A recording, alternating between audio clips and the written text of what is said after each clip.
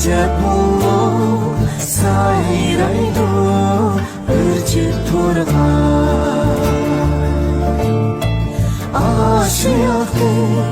hıyal bilen kilvasan Acep muğlu sayraydı ürçüp turgan